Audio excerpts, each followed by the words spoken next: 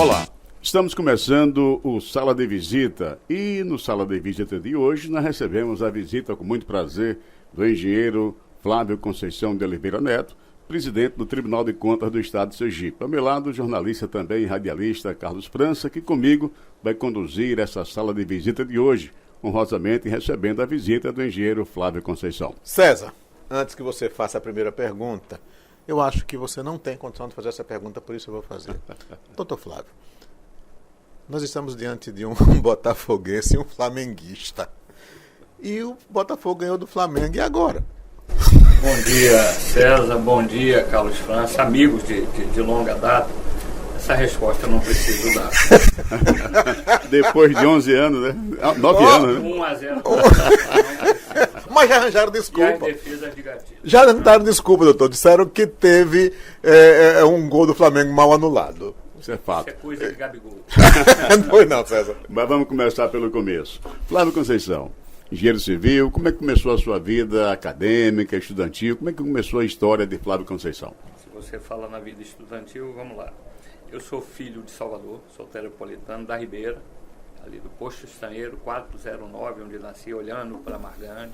Na Península. Com 2 anos na Península. Com 2 anos eu fui para o Rio de Janeiro, morador da Ilha do Governador. Comecei aos 5 anos no futebol de salão do maior clube da ilha, que era o Jequiá do Zumbi. Aos 7 anos, para desapreço meu, um time do Rio de Janeiro foi buscar a mim no Jequiá, e foi buscar Ribeiro Neto no Vasco. Popó, o clube da Gávea, Flamengo. Chegamos lá, eu aos 7, Ribeiro aos 8 anos. Ali fomos campeões carioca infantis de 1960 invictos. Né? Eu fui no Flamengo até os 18 anos, onde comecei na engenharia. Curso de engenharia no UFRJ, fui sempre o capitão do futebol de salão da UFRJ, da Nacional de Engenharia. Tenho aqui em Sergipe um rapaz amigo meu que é da mesma época, que é Josafá, cunhado de Carlos Magno, né? Carlos Magno Distância. Josafá é contemporâneo meu de Escola Nacional de Engenharia. Fui embora na vida de engenharia, até chegar em Sergipe em 1º de fevereiro de 86. Nessa época que o senhor atuava como atleta de base das categorias do Flamengo, ao lado do Ribeiro Neto, que posição jogava Flávio Conceição? E Ribeiro Neto, que aliás, só um adendo, Ribeiro Neto é um desportista falecido recentemente, foi técnico vitorioso aqui no futebol sergipano, dirigiu as principais equipes, como Sergipe Confiança, foi campeão pelo América de própria A. Depois de tantos e tantos, depois de 40 anos, deu esse título ao América como treinador. Que posições jogavam Flávio e Ribeiro Neto? Ribeiro Neto era pivô, morador das Laranjeiras, amigo de Mário Sérgio, da mesma turma de Mário Sérgio, Pontes de Paiva, que foi um belíssimo jogador de futebol que morreu naquele voo da Chapecoense. Eu era um ala esquerda, porque gostava de driblar para dentro. Apesar de destro, era ala esquerda.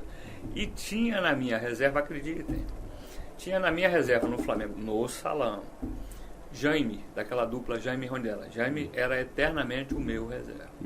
Então eu joguei um pouquinho. Jaime, que era filho do Jaime. Velho Jaime, goleiro. Exatamente. Jaime, belíssima pessoa. Que jogou com o central. Dequinha. Jaime de Almeida, o goleiro. O goleiro, não era o Jaime que jogou com o Dequinha, era outro. Jaime filho fez aquela dupla Jaime e Rondinelli. Isso. Jaime um Moreno, foi técnico do Flamengo, é morador do condomínio Novo Leblon, na Barra da Tijuca, e das pessoas mais belas que eu conheço no sentido da educação. Que a mãe dele, quando faleceu o velho Jaime de Almeida, a mãe dele foi uma secretária, uma doméstica, e ali criou o filho e a filha com uma educação no Leblon, que pouca gente tem. Inclusive eu não tinha essa educação, apesar de me considerar até uma pessoa educada. No futebol, e a gente tem muitos exemplos de jogadores que largam o estudo pelo esporte e vice-versa. A sua opção foi pelo estudo. O que é que levou a decidir pelo estudo? Eu não fui ao campo. Eu encerrei no salão, mas era considerado no salão um belíssimo jogador. Antes que o senhor continue. Aliás, o salão revelou grandes jogadores, exemplo de Rivelino. Pode muito mais gente. Nós tínhamos no Flamengo, enquanto eu e Ribeiro éramos infantis, nós tínhamos no juvenil, como Ribeiro era mais velho, estourava a idade, ele ia estourar a idade para o ídolo dele no juvenil do salão do Flamengo, um jogador que dali do juvenil do Salão do Flamengo saiu para o Botafogo com 17 anos. Paulo César Caju. Era o ídolo de Ribeirão Neto então, no Flamengo. Não era só Rivelino, outro. Paulo César Caju. Que, aliás, pelo que o senhor falou, ele tem um estilo de jogo muito parecido. Era destro e jogava pela esquerda. Sim, o Paulo César. Mas eu era um belíssimo. No salão eu era belíssimo, mas não vou dizer que eu era um Paulo César Caju, que eu também não era. Mas o senhor chegou a jogar futebol de campo? Não. Nunca. Sempre foi no salão. Eu parei no salão aos 18 anos. O Flamengo pedindo para que eu não parasse, porque foi a minha opção. Eu estudava na Ilha do Fundão, na FRJ, e já estagiava. E meus estágios eram em Campo Grande, Bangu, um cansaço imenso. Não dava para administrador. Ou eu optava pela engenharia, ou eu optava pelo salão. O salão era um divertimento para mim, apesar de jogar muito. Bom, então vamos voltar à pergunta. O que é que levou a deixar o esporte e ingressar junto aos estudos, na faculdade? O din-din. Eu tinha que perseguir o din-din. Né? Eu tinha que buscar a minha vida. Né? Como a nossa entrevista hoje é extremamente informal, eu tinha que buscar a vida. E eu fui buscar a vida muito cedo. Até porque, presidente... Meu pai faliu, meu pai era um homem bem de vida, faliu, eu tinha 16 anos. Eu aos 16 tinha que dar aula particular de matemática, já trabalhava, e aos 18 já estagiava, e aos 20, no terceiro ano de engenharia, já ganhava como engenheiro. Pronto, até porque naquela época o jogador que parava, ele ia viver de glórias, porque não ganha, não é? Hoje, você veja, vamos lá aqui, o exemplo que eu estava dando aqui, Paulo César Caju. Ele hoje ainda tem algum sentido na vida, porque a atual companheira dele é a irmã de um ex-grande jogador do Botafogo, deu sentido de norte à vida dele. Quem é a companheira dele? A irmã de Afonsinho. Afonsinho. Que foi seu contemporâneo também, Afonsinho, não? Mais velho do que eu, mas não jogamos. Aí apenas eu fui como torcedor, na arquibancada. Afonsinho que disse um não à lei do passe, né? E foi para Olaria. Ganhou a lei do passe no meu Botafogo e foi para Olaria. Foi o primeiro grande atleta contestador do modus operandi daquela época. Eu quero remeter um pouquinho aqui à Ilha do Governador, porque na Ilha do Governador moravam dois grandes alvinegros, jogaram no Botafogo. Mané Garrincha chegou a morar na Ilha do Governador, no Moneru, quando vivia com Elza Soares, e talvez o maior de todos os botafoguenses morreu na ilha, no Zumbi, e era filho da ilha, Newton Santos. O senhor chegou a ver Garrincha jogar? Eu sou de 52. Meu pai, em 57, já me levava ao Maracanã. Meu pai foi diretor do Botafogo. Então, em 57, eu já vi, era muito guri, mas vi Mané Garrincha e Paulinho Valentim jogar. Presidente, eu estou falando sobre Mané Garrincha. Eu conheci um torcedor do Vasco, infelizmente já falecido. Como torcedor, ele era português, aliás, e como português torcedor do Vasco. Ele me disse o seguinte, que ele ia assistir os jogos do Botafogo, ele já adulto, adolescente, adulto, só para ver o Garrincha jogar. Ele disse que não ia preocupado com o jogo, era ver o Garrincha jogar. Quem ganhou a Copa de 62 para o Brasil? Garrincha. Jogando como ponta direita, naquele único drible que ele tinha, fazendo gol de cabeça e fazendo gol de falta. Pois é. Porque ele não batia a falta e nem fazia gol de cabeça. É verdade. Ele fez tudo. Mas, Flávio Conceição, uma pergunta, uma curiosidade. Por exemplo, hoje é o inverso. Naquela época os jogadores ganhavam muito pouco. Jogadores como Garrincha, Pelé, ganharam quase nada em relação pelo que jogavam, comparando-se com os atletas de hoje. Se naquela oportunidade que o senhor deixou abandonou o esporte, abandonou o salonismo, o futebol, o futuro que teria pela frente como atleta para ingressar nos estudos, seguir carreira acadêmica, hoje, com os salários que ganham os jogadores, com a valorização dos atletas mundialmente, essa decisão seria a mesma, presidente? Eu acho que seria a mesma, mas vou dar um exemplo aqui de hoje. É um jogador do meu time, que eu acho que eu jogava no salão mais do que ele, do meu time, renovou o contrato de ontem para hoje, porque o texto mandou renovar ele. Ele está ganhando 350 mil reais, o Canu, quarto zagueiro. Não precisa dizer mais nada, é do meu time. Não é futebol para 350 mil reais por mês. É verdade. Bom, mas vamos lá. Vamos entrar então na área da engenharia. O senhor ingressou na faculdade... Eu ingressei na faculdade em 1970, me formei em 74. Em 75 fui trabalhar em Salvador, da onde eu sou, né, por 2 anos, trabalhando na empresa Montreal de Engenharia, no polo petroquímico da Bahia. Ali em 75, na Cidade Baixa, conheci em 75 o nosso decano hoje, Carlos Pina de Assis, que já era um belo advogado. sócio, tinha um sócio ali, belo advogado. 77 eu voltei ao Rio de Janeiro, fui ser gerente de engenharia da Cocibra Engenharia, e em 86, 1º de fevereiro de 86, eu vim para Sergipe para ser o gerente de engenharia da Norcom, onde fiz um grande amigo que se foi, pessoa que sempre que nos encontrávamos, era um só sorriso, que era Luiz Teixeira. Aí depois começou a carreira pública. Comecei a carreira pública em 89, apesar de ter sido eleitor de Zé Carlos Teixeira. Comecei no governo Antônio Carlos Valadares, fui secretário adjunto de obras, fui presidente do DR com o governo Valadares. Ontem, se é que eu posso dizer isso, ontem, eu fui a Gararu com Carlos Pina, por título de Carlos Pina. A estrada de Itabi para Gararu e de Gararu para Porto da Folha, eu era o presidente da DR. Zete de Janjão, a prefeita, né, citou que em 89 eu fui a São Mateus me encontrar com Zete de Janjão, ainda bem nova, e com Janjão, o pai. Zete que esteve aqui no tribunal recentemente. Teve no evento de segunda-feira da educação da senadora Maria do Carmo Nascimento Alves, presidido pela conselheira Suzana Azevedo. A quantos governos o senhor serviu? Eu trabalhei no governo Valadares como secretário adjunto e presidente do DR, trabalhei no governo Albano, presidindo o projeto Nordeste e depois na Casa Civil, e no governo João Alves na Casa Civil. César, deixa eu só completar isso aqui, por favor.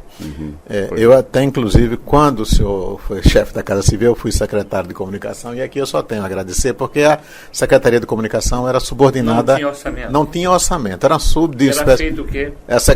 Isso que vinha da Casa Civil, tudo que podia ser feito e muito mais. E era entregue a quem? A Carlos França, que era o secretário, né? E aí, além das outras coberturas, para evitar determinados problemas, que o senhor blindava o secretário. Eu ainda blindava, naquele momento, deixa eu falar aqui para César ouvir, eu era o secretário da Casa Civil, Antônio Manuel tinha vindo para o Tribunal de Contas, eu sucedia Antônio Manuel, e eu ainda fazia a interface, subia lá ao Santo Antônio para conversar com o Dr. João. Quem conversava com o Dr. João era eu. O governador Albano, naquele momento não conversava, vinha Zé Figueiredo na fazenda, pegava o dinheiro, botava na Casa Civil, distribuía o dinheiro de França e fazia o resto. Pra gente pagar pouca gente fazia isso. E pouca gente sabe disso. Até porque não houve divulgação nesse sentido. Ninguém... Quem podia divulgar era Carlos França, que não divulgou. Mas, Flávio Conceição, o senhor, durante essa trajetória na vida pública, prestou serviço a vários órgãos, né? E o senhor, pela formação cartesiana como engenheiro, né, nesses órgãos, nessa trajetória toda, foi presidente da Pronés, diretor do DR, chefe da Casa Civil, enfim, dessa trajetória, desses órgãos, qual foi aquele que lhe deu o maior prazer, a maior satisfação em servir a comunidade sergipana? Eu presidi um órgão, que desse órgão saíram 2 governadores do estado, Zé Rolenberg Leite e Paulo Barreto de Menezes. 2 técnicos, na verdade. 2 engenheiros.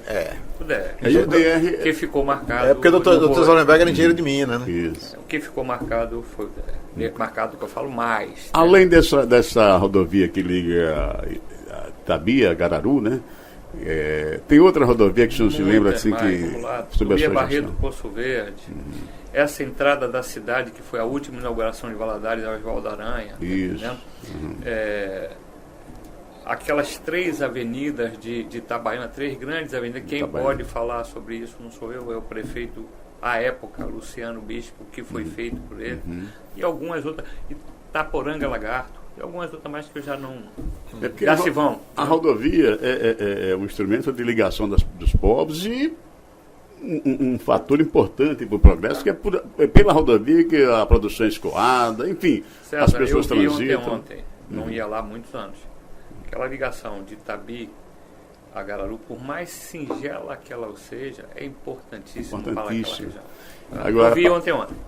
Eu conheço bastante aquela região e há estradas e estradas. Você conhece de longa data. É verdade. Muita gente sabe lá que você conhece. É verdade.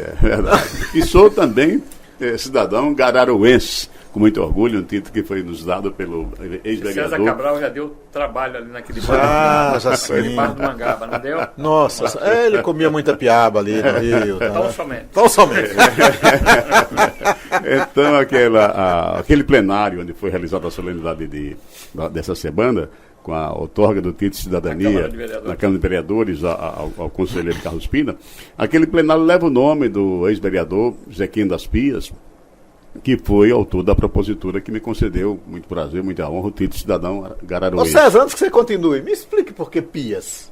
Pias é um povoado lá de Gararu, e Pias eles consideram uma espécie de umas bacias, né? Sim, de pedra. Né? Que acumula água. Então é uma região que tinha muitas bacias no terreno, né? Naturais. E aí você nome as pias, aí ficou aquela comunidade. Chovia e enchia as pias. Como sendo pias. O título de cidadão gararuense ao nosso decano Carlos Pina foi extremamente merecido. É verdade. Tem uma pessoa que tenta sempre agilizar com essas prefeituras, é o conselheiro Carlos Pina. Uhum. E muito ligado também à região do Baixo São Francisco, né? O pai dele, né? Então ele tem essa, né? Carlos Pina é uma verdadeira entidade. Uhum. É uma pessoa de um conhecimento vasto, literata, enfim, o mais acadêmico. O mais preparado de nós. Bom, dito por você, não tenho dúvida nenhuma. Viu? Ele representou o senhor recentemente em 2 oportunidades. O senhor estava fazendo uma consulta via internet, né? Ele representou na missa e recentemente no evento da senadora Maria do Carmo. E vamos semana que vem para Brasília junto, que nós temos um grande evento da Atricom em Sergipe, é o maior evento da Atricom no país, em Sergipe, no dia 16, 17 e 18 de novembro. Vamos lá tratar com o presidente da Atricom, onde Carlos Pina já foi o presidente da Atricom, o presidente Meola em Brasília. Estaremos com ele segunda e terça próxima. E o que ele fez no evento aqui com a senadora Maria do Carmo, no discurso dele, ele fez questão de não sentar na mesa, ele levantou e automaticamente já falou em nome do presidente. Um negócio espetacular. Quem sentou na mesa como presidente? Assentou na mesa como presidente foi a dona Maria, a conselheira Suzana Azevedo. Você veja a grandeza do conselheiro Carlos Pina. A conselheira Suzana Azevedo e a senadora Maria do Carmo Suzana Azevedo, como presidente. Como presidente. No que tem todo o valor. Isso eu vejo a grandeza do exatamente. Ele não sentou. Ele deixou que a conselheira sentasse e ele, na qualidade de representante do presidente do tribunal, ele fez o pronunciamento e nada de admirar diante daquilo que ele faz. Esse é Carlos Pina. Um gesto de elevada grandeza do Carlos Pina, do conselheiro Carlos Pina. Mas, conselheiro Flávio Conceição, nós estamos chegando praticamente ao final da nossa entrevista, sabendo do seu compromisso, seus compromissos ainda para esta manhã. Essa turma de 74, da sua formatura de engenharia civil, continua se reunindo, me parece que periodicamente. Nos reunimos todo primeiro sábado de dezembro. Já está morrendo gente, viu? Já tem gente morrendo aí. Mas nos reunimos todo primeiro sábado de dezembro no Rio de Janeiro, escolhemos o restaurante, ainda somos esse último dezembro, fomos 26. Inclusive ali tem um irmão de um grande ponta direita do Botafogo que se formou com a gente. Vou dizer pelo sobrenome, vocês vão saber. Lá tem um amigo meu chamado Renaud Hetmanek, irmão de Rogério Hetmanek. Eu só queria, ele falando em reunião, o senhor gostava de tomar um cafezinho com cuscuz no mercado do Augusto Tronco? Ainda está tomando esse café? Eu estou fugindo um pouquinho, tem muita gente tentando me dar um abraço, mas estou sentindo falta da menina lá. Estou sentindo agora. Como eu tenho muito abraço para me dar, eu brilho um pouquinho os abraços. É o cafezinho do sábado com cuscuz no mercado Augusto Tronco. Às 6h30 da manhã. E em geral com o conselheiro aposentado hoje, Carlos Alberto Souza. Mas eu na vida, sim, eu acho, conversei com o Beto, né? Sim. Beto, tem 30 e poucos anos que a gente almoça, janta, toma café. Eu quero saber, Beto, qual é o primeiro que você vai pagar? Porque até a morte aí não se preocupe, não. Não paga não, pode ficar tranquilo, quanto a isso não paga não, porque tem uma cobra no bolso dele. Domingo eu tomei café com ele, por conta nossa. Fui tomar café, ele, Raimundo Aragão e Sidney, que está no gabinete do conselheiro Luiz Alberto. No Célio Hotel. Ele adorou o café do Célio Hotel. Mas na hora de puxar... Não, tem uma cobra no bolso dele. Se ele botar a mão, ela morde. Ele aí não bota, é por isso, né? César, deixa eu só lhe fazer uma pergunta, que eu sei que você já está para terminar. É só uma pergunta. Conselheiro, eu gostaria que o senhor me falasse... Tenho medo da sua pergunta. Não, essa é boa. Eu só gostaria que o senhor me falasse quem foi Flávio Conceição de Oliveira. Flávio Conceição de Oliveira, eu hoje tenho até alguns poucos problemas de saúde. Por quê? Você estava me perguntando por que eu não vou muito no Augusto Franco. Eu construí minha vida sempre fazendo favor. Sempre aquilo que eu posso fazer, eu faço. Às vezes as pessoas gostando de mim, às vezes não gostando de mim. construí minha vida também, e aí fui ver que eu tinha esse dom em Sergipe, sendo considerado um belo estrategista, dito sempre por Albano Franco. Então, bastidor. Tive na minha vida uma referência, um ídolo, que ficou na ditadura militar. Meu ídolo na vida foi Golbery Couto e Silva. O bruxo, aquele que fazia tudo e não aparecia. Infelizmente ou felizmente aparecia mais do que a vida, mas tudo retornou ao que era antes. Hoje todo mundo vai lá em casa me pedir um conselho. Não vou dizer quem é o todo, se é o mundo executivo, se vai lá pedir um conselho. Todos. Agora, o Flávio Conceição de Oliveira Neto herdou alguma coisa de Flávio Conceição de Oliveira avô? Flávio Conceição de Oliveira avô era um sergipano que eu não conhecia. Eu sou nascido em 52, ele foi falecido em 50. Apesar de ser morador da Ribeira, ele era propiaense. Eu não conheci, não herdei, porque eu não conheci. Mas não o seu pai o conheceu muito bem, por isso a homenageou colocando isso. Meu pai tinha um pai como ídolo. Pronto. E o primogênito da família de meu pai, que era meu tio Otto Gentil de Oliveira, é muito falecido, é muito mais velho, da cantora Simone Bittencourt de Oliveira. César. Depois que o conselheiro Flávio Conceição disse que o avô propriaense, está na cara que no DNA do conselheiro tem essa serventia. Eu não sabia desse detalhe. Não foi de propósito, eu não sabia. É verdade. Essa tendência de servir, essa vocação para servir. Seu filho mora no meu condomínio, capaz de eu não entrar no meu condomínio hoje. Seu filho mora no meu condomínio. Olha, foi um prazer enorme, né, França? Acredito nosso também, tê-lo aqui no Sala de Visita de hoje, inaugurando praticamente esse programa da Rádio Web. Estou falando com dois velhos, mas bote velho nisso, amigo, né? Não vamos dizer nem detalhes. Quantos anos, para não parecer tanto. Senão França não vai gostar. Porque, na realidade, o agradecimento também é nosso e da direção e todos que fazem a diretoria de comunicação do Tribunal de Contas de Sergipe, porque nós estamos aqui na emissora que foi criada, implantada pelo saudoso conselheiro Reinaldo Moura.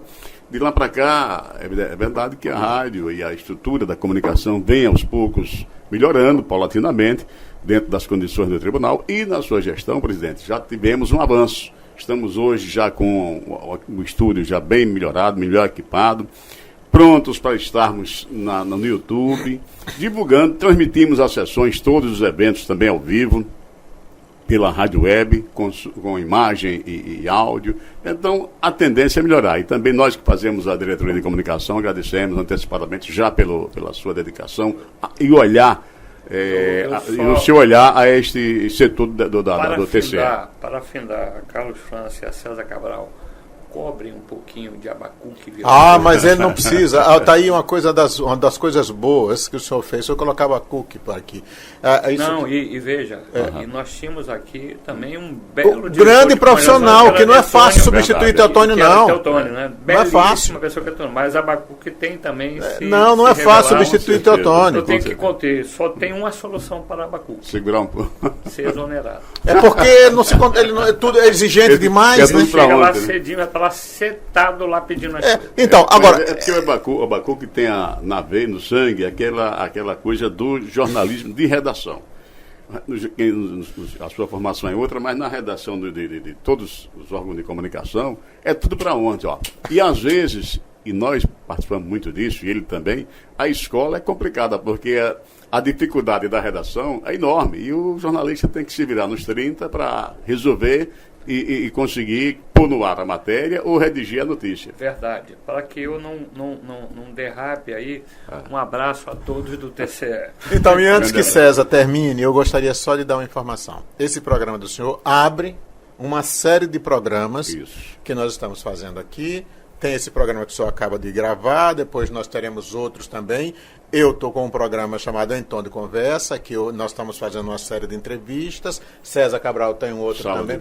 Sala de Visitas. Maria Franco. Ponto de encontro. Ponto de encontro. Sala de visita é esse. Maria Franco também vai ter outro. Então, o Gil Francisco outro. E com esse programa que o senhor faz, que é o primeiro, inaugura essa série de programas. O que me engrandece muito, e peço sempre a vocês, naquilo que vocês puderem, sempre a referência a Reinaldo Moura Ferreira. Com certeza. Verdade.